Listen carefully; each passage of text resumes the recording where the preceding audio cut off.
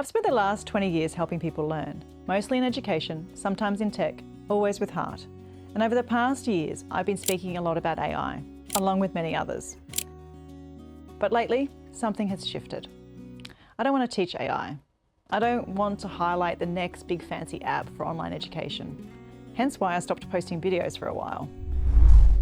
I needed time to think about how I want to contribute to this conversation. I want to ask what all this tech convergence and AI is doing to us as a collective. I want to ponder this with you all as we step into a world that we can't really even imagine yet. So if you're ready to sit with these deeper questions, please stay with me.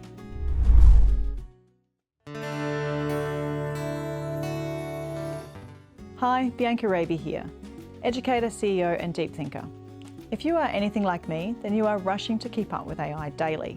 Learn the tools, prompts, the bots, stay relevant, and sure, those skills matter. But there's a deeper question that we're not all sitting with enough, I think.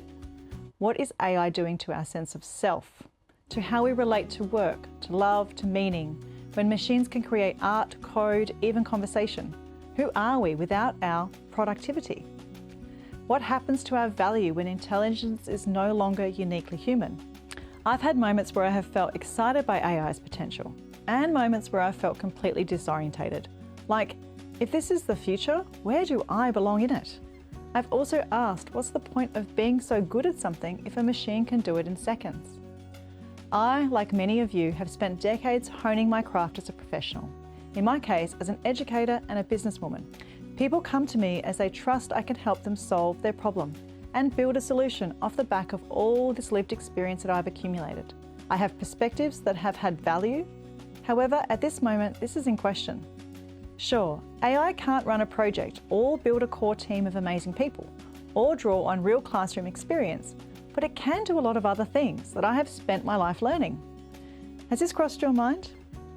Well, when those thoughts creep in, I come back to something deeper. Our value as humans isn't how fast we can work or how much we know.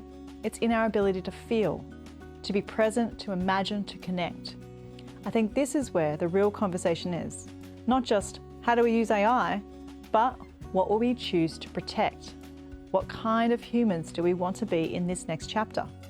And how do we prepare ourselves emotionally, spiritually, and socially, not just technically?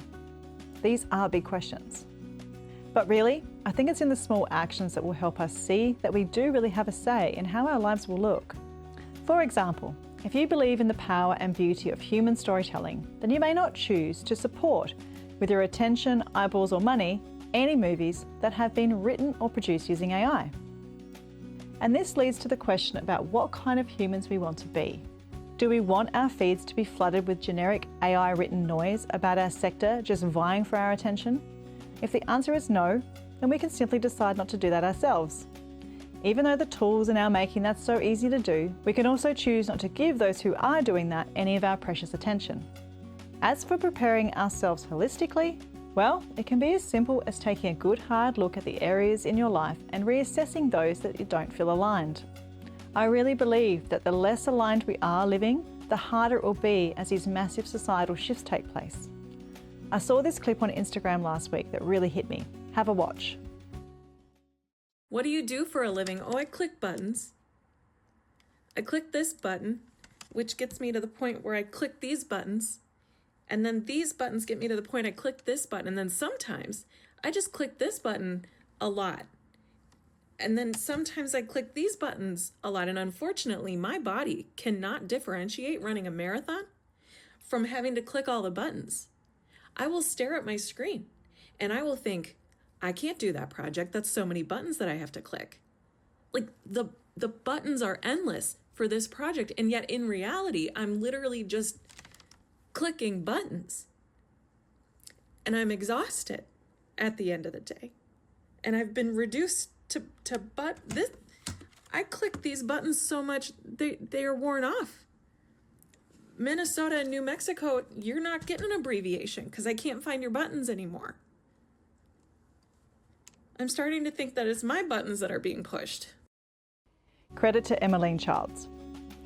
As this clip highlights, our humanness has been challenged for a long time. The idea that emails can elicit the same psychological response as a lion is maddening. Simplifying work to clicking buttons is funny, and humour has a way to cut through the truth. You are not in danger sitting at your laptop, yet many of us still feel like we are. It's the same with all that AI fear-mongering. It's all just that, fear-mongering. A trial of artificial intelligence has been rolled out in 16 schools across the state. Seniors Leah and Darrell showed me the bot they're learning to lean on. It's an AI chatbot. The university plans to incorporate chatbots to help students. Like me, that can be passed off as humans. I don't take sick days or need overtime or time in lieu. Just maybe, we no longer need public school.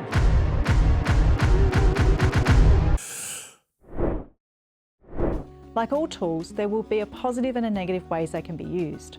A knife can cut a tomato, and it can also cause a severe flesh wound. Preparing ourselves is a holistic thing, and it will take time, lots of reflection, and maybe even some tears. So if you're feeling it too, the weird mix of awe and unease, stay with me. Let's start having that conversation, the human one, the one that asks, what is AI really doing to us? And what do we want to do about it? If this all resonates with you, deep in your bones, leave me a comment. Tell me about how you're feeling about it all. And if you want to explore this journey with me, please hit subscribe, because I think we're all just getting started. So until next time, stay awesome.